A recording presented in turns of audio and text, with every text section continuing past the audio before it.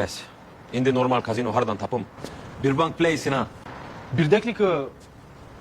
Bitbank. Akıdu banktır, kazino yok. Elmas buna göre. Tulumu çıçara bilmirem. Kimi bütün bu hikayelere göre. Bir bank Udşeksni kazinosunu yaradı. Bes onlar pinattan neyle yakıştır? İndi izah edim. Ektibarlı brand, şeffaf adallı şartlı. Rahat interface, sürekli kediyat.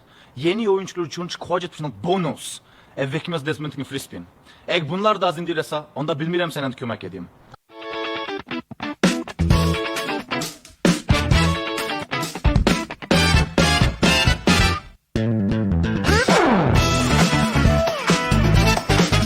That I found out. So I'm gonna go on and simply spam mermonkeys in the early game. It might look really ridiculous, but if you just get a ton of base mermonkeys, it's actually kind of strong. Their main attack is super powerful, has great pierce and great damage for its price, so they'll just do very well. I have Geraldo here mostly because round 100 is going to be kind of the limiting factor. I should be able to take out everything besides round 100.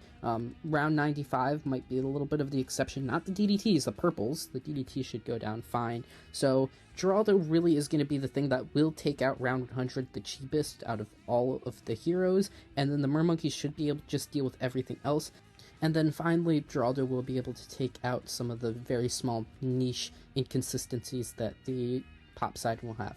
The pop side will be able to take out most of everything, but some things it might struggle with, so we'll check that out. The rest of this early game should be going by pretty quickly. I'm going to get this Riptide champion up, then everything else will pursue.